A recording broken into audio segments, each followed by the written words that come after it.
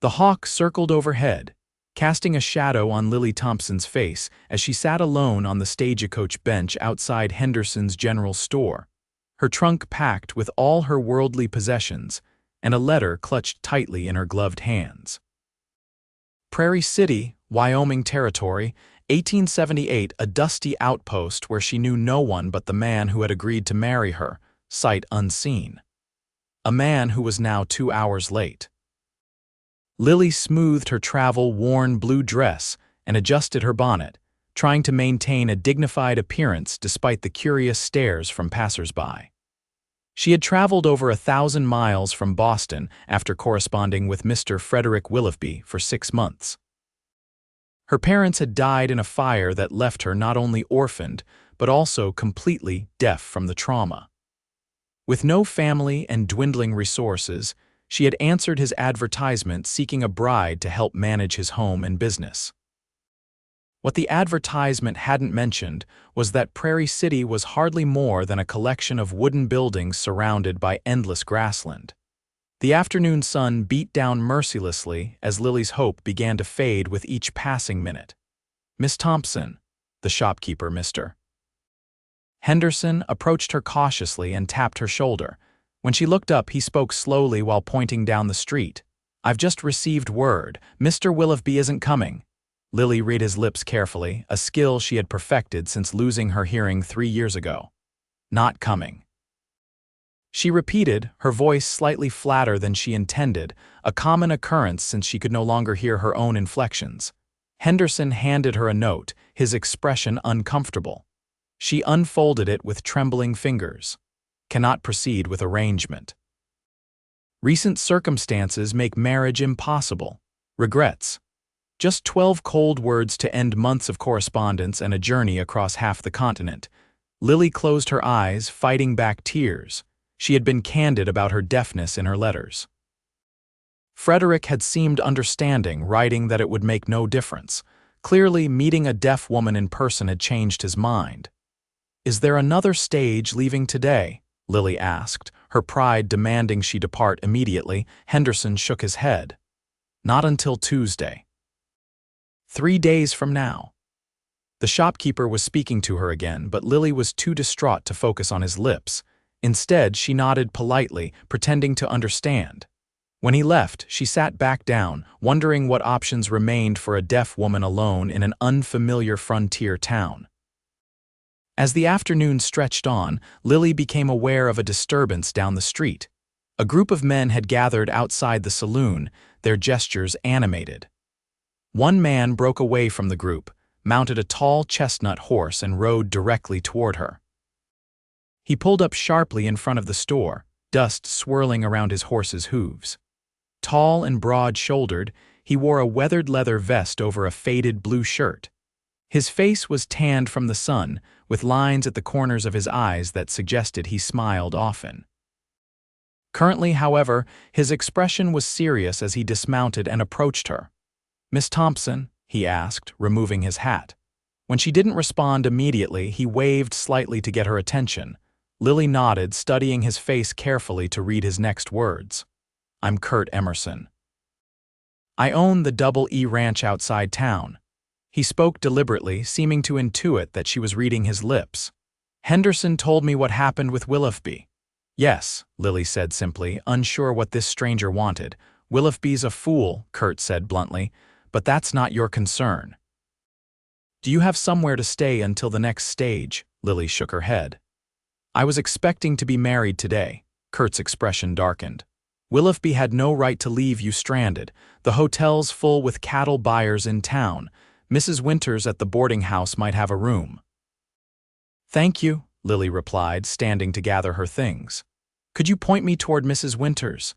Instead of answering, Kurt whistled sharply. A young boy came running from across the street. Kurt spoke to him, and the boy nodded enthusiastically before taking off again. Kurt turned back to Lily. "Jimmy's going to check if there's room. In the meantime, let me buy you dinner. You must be hungry after your journey." Lily hesitated. In Boston, dining alone with a strange man would be scandalous, but this wasn't Boston, and she had few options. I don't want charity, Mr. Emerson. It's not charity, it's common decency. His blue eyes held her steadily. And call me Kurt. Before she could respond, Jimmy returned, shaking his head vigorously. Kurt frowned and spoke with the boy again before turning back to Lily. Mrs. Winters is full up. Spring cattle drives brought too many folks to town. He paused, considering something. I have a proposition for you, Miss Thompson. Lily raised an eyebrow, instantly wary. Nothing improper, Kurt clarified quickly. My sister Martha lives at my ranch. She's expecting a baby and could use help around the house. The position includes room and board and pays fair wages. It would give you time to decide your next steps. You would hire me, even though I'm… Lily gestured to her ears. You can read lips well enough, and I reckon you can cook and clean as good as anyone with hearing. Kurt smiled slightly. Besides, Martha's been complaining she has no one to talk to out there except me and the ranch hands, and I'm told I'm a poor conversationalist. Despite her situation, Lily found herself smiling back. How far is your ranch? Hour's ride. I'll have one of my men bring your trunk tomorrow. We can be there before dark if we leave now. Lily considered her options. Stay in town with no lodging or accept this unexpected offer from a stranger. Something about Kurt Emerson's straightforward manner inspired trust. I accept your offer, Mr. Emerson. Thank you. Kurt nodded, seeming pleased. My horse can carry us both. Have you ridden before? In the park in Boston, yes. Side saddle. Kurt's eyes crinkled. This'll be different, but I won't let you fall. After helping her onto his horse, Kurt swung up behind her. Lily sat stiffly, acutely aware of his presence at her back. As they rode out of town, she caught snippets of conversation from onlookers. Poor Emerson, saddled with Willoughby's rejection. Deaf as a post, what use is she? Never find a husband now. Lily fixed her gaze straight ahead, her cheeks burning. She'd faced such attitudes in Boston too, but somehow they stung more here where she had no one. Once they left town, the land opened up before them, endless rolling prairie dotted with wildflowers. Despite her circumstances, Lily couldn't help but be moved by the vastness of it. The sun was beginning its descent, painting the landscape in gold. Kurt kept his horse at an easy pace. After some time, he tapped her shoulder and pointed ahead when she turned. On a gentle rise stood a sprawling ranch house with several outbuildings and corrals. Even from a distance, Lily could see it was well maintained, with smoke rising cheerfully from the chimney. As they approached, a pregnant woman emerged from the house, shading her eyes against the setting sun. She looked enough like Kurt to be unmistakably his sister. Kurt helped Lily dismount, her legs stiff from the unaccustomed ride. Martha approached them quickly, her expression curious. Martha, this is Miss Lily Thompson, Kurt said, speaking so both women could see his face. Miss Thompson, my sister Martha. You're the woman Willoughby was supposed to marry, Martha said, studying Lily with frank interest. When Lily nodded, Martha continued, my brother told me what happened. That man always was yellow-bellied. Martha, Kurt warned. Well, he is, Martha insisted before turning back to Lily with a warm smile. I'm pleased to meet you, Miss Thompson. Kurt says you're deaf. Yes, Lily answered, bracing herself for the usual reaction of pity or discomfort. Instead, Martha's face brightened. Oh, how wonderful. Someone who won't mind my constant chatter. The men around here are always telling me to hush. Lily couldn't help laughing, tension easing from her shoulders. I can still see when you're talking too much, Mrs. Blake, Martha Blake, but just Martha, please. She linked her arm through Lily's. Come inside. You must be exhausted and supper's nearly ready. The ranch house was surprisingly spacious and comfortable. The main room combined a kitchen and dining area with a stone fireplace and sturdy furniture. Martha showed Lily to a small but clean bedroom off the main hallway. It's not fancy, but it's private, Martha said. The washroom's down the hall. I've laid out some towels. Come to the kitchen when you're ready. Alone for the first time since the stagecoach, Lily sat on the bed and took a deep breath. The events of the day caught up with her, the anticipation. the devastating rejection, and now this unexpected arrangement. She washed her face and hands in the basin, changed into her cleanest remaining dress, and made her way back to the kitchen. Kurt and Martha were setting the table, moving around each other with the easy familiarity of siblings. A tall, sandy-haired man Lily hadn't seen before was carving a roast. Martha noticed her first. "Lily, come meet my husband, Daniel Blake." Daniel nodded politely. "Welcome to Double E, Miss Thompson." "Thank you for having me," Lily replied. "Wasn't my idea," Daniel said with a grin, "but I've learned not to argue with either my wife or my brother-in-law when they get something in their heads." The meal was simple but delicious: roast beef, potatoes, and fresh bread. Lily found herself relaxing as the conversation flowed around her. Martha was careful to face her when speaking, and even Kurt seemed less reserved, telling stories about local characters that had both women laughing. After dinner, Daniel excused himself to check on a mare about to foal. Martha enlisted Lily's help with the dishes, chatting companionably about ranch life. "Kurt says you'll be helping me with the house," Martha said as they worked. "I'm grateful. This baby's been making me tired, and there's always so much to do." "I'm happy to help," Lily replied. "Though I should warn you, I've never lived on a ranch before. You'll learn. Besides, it's mostly cooking and cleaning, same as anywhere." Lily nodded, but her mind was already on what would happen after the baby came. Would they still need her? "And what then?" As if reading her thoughts, Martha added, "Kurt mentioned you might want to stay on after the baby comes. We could use a school teacher." "A school teacher?" Lily was startled. "But I'm not trained. You can read and write better than most folks around here," Martha pointed out. "There are 10 children within riding distance who get precious little education. Their parents would pay." The idea was intriguing. Lily had always loved reading and had sometimes helped at the charity school in Boston. "I'll think about it," she promised. That night, in the unfamiliar bedroom, Lily wrote in her journal, recording the remarkable turn her life had taken. Outside her window, the Wyoming night was alive with stars she'd never seen through Boston's smoke and fog. Despite everything, a small flutter of hope stirred in her chest. Days slipped into a routine. Lily helped Martha with household tasks, learning the rhythms of ranch life. She discovered she enjoyed the straightforward nature of the work. There was always something that needed doing, but also a satisfaction in seeing it completed. Kurt was often absent during daylight hours, managing the ranch's operations. When their paths crossed at meals or in the evening, he was unfailingly polite, but maintained a certain reserve. Lily found herself watching him when he wasn't looking the confidence in his movements, the quiet authority he commanded among his men, the gentle way he treated his sister. A week after her arrival, Lily was hanging laundry when she noticed Kurt in the corral with a young horse. The animal was skittish, tossing its head nervously as Kurt moved slowly around it, his lips moving in what Lily imagined must be soothing words. Gradually, the horse calmed, allowing Kurt to stroke its neck. There was something captivating about watching this strong man being so patient and gentle. When he finally looked up and caught her observing him, Lily felt her cheeks warm, but she didn't look away.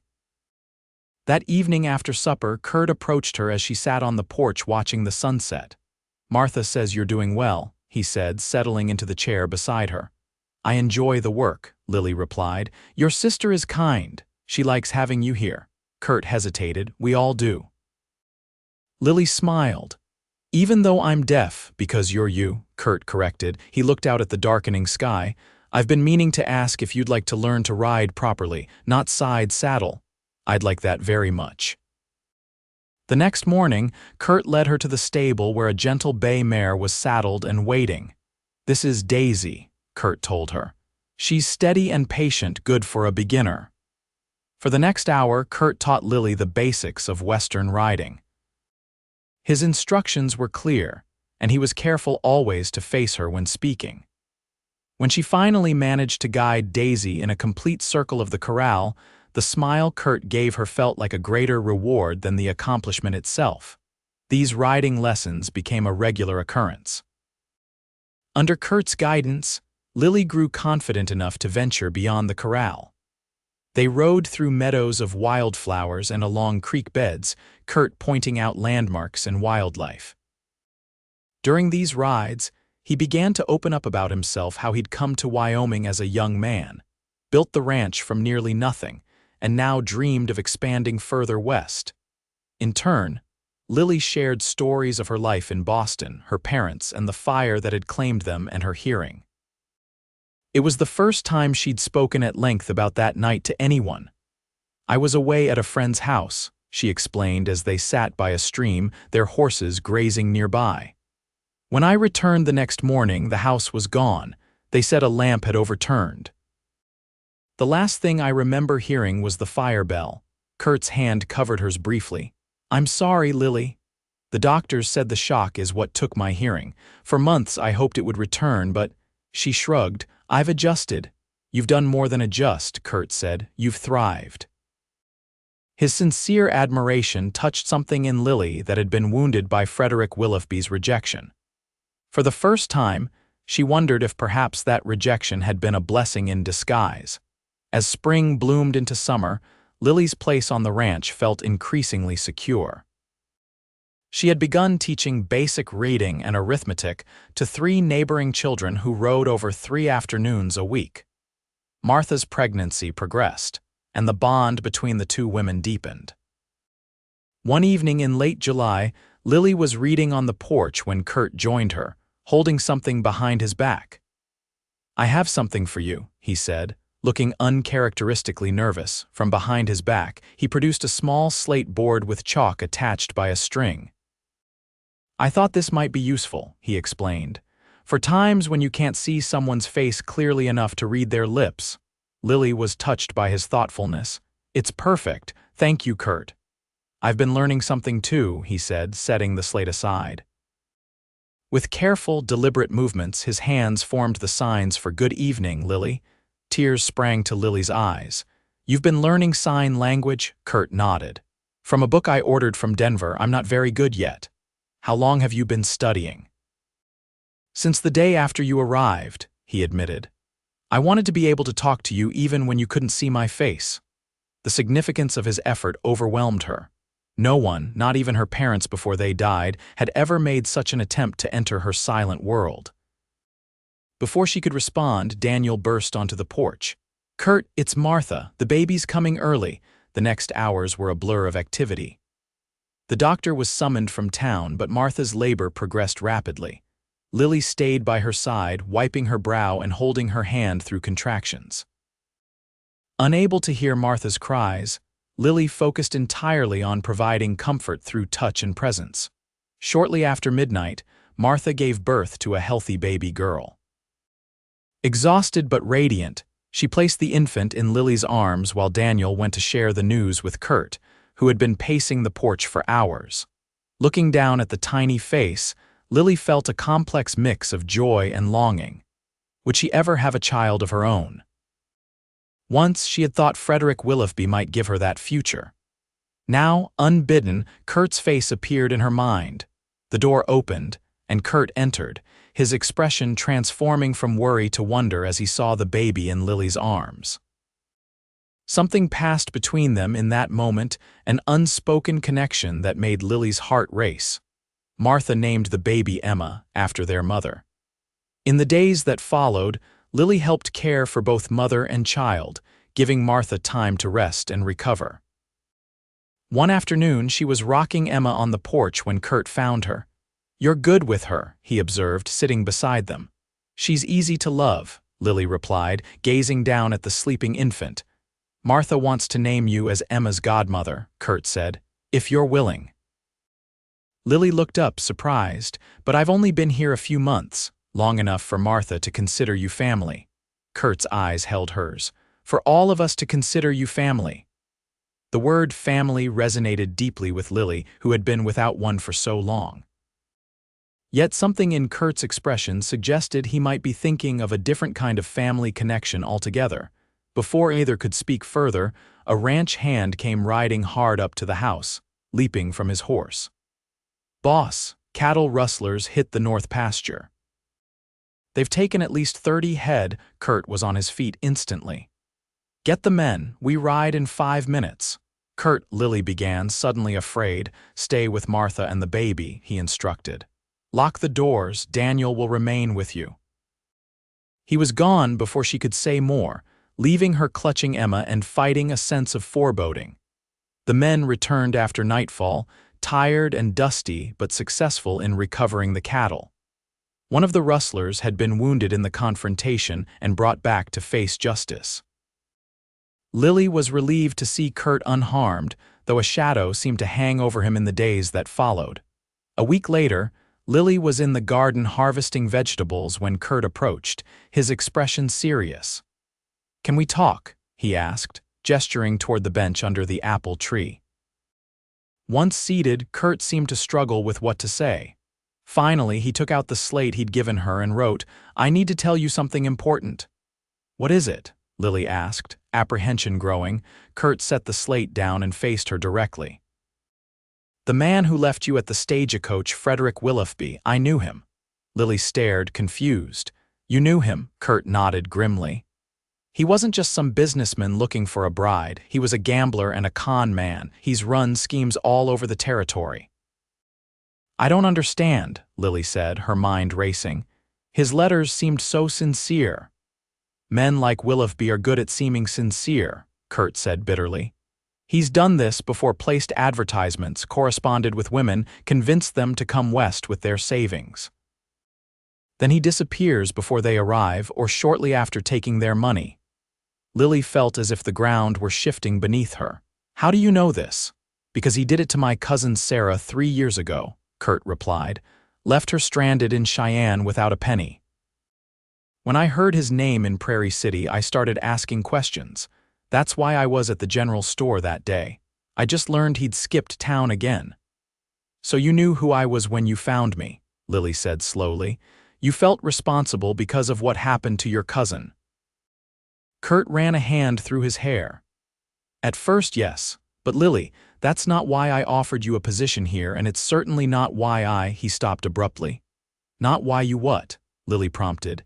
Instead of answering, Kurt stood and paced a few steps away before turning back to her. "I should have told you sooner. I'm sorry." "Why tell me now?" "Because the sheriff caught Willoughby in Laramie. He's being brought back to stand trial for multiple frauds." Kurt's eyes were troubled. "And because I can't keep pretending my feelings for you are just neighborly concern." Lily's heart stuttered. "Your feelings?" Kurt knelt before her, taking her hands in his. "I love you, Lily Thompson, not out of pity or obligation, but because you're the strongest, most remarkable woman I've ever known. These past months watching you build a life here, seeing your determination and grace despite everything, I've fallen completely in love with you." Tears filled Lily's eyes as Kurt continued, his hands now forming the signs along with his spoken words. "I know I'm just a rough rancher, not the sophisticated husband you might have imagined. But if you could see yourself spending your life here with me, I promise to spend every day trying to deserve you." Lily reached out to touch his face, tracing the lines at the corners of his eyes, lines deepened by sun and wind and, yes, smiles. "When Frederick rejected me, I thought no man would ever want a deaf wife," she said softly. "I believed my silence made me less worthy of love." "Your silence made me listen harder," Kurt replied, "made me see you more clearly than I've ever seen anyone." Lily smiled through her tears. "I love you too, Kurt Emerson, and yes, I want to spend my life here with you." Kurt gathered her into his arms, his kiss conveying all the emotion words couldn't express.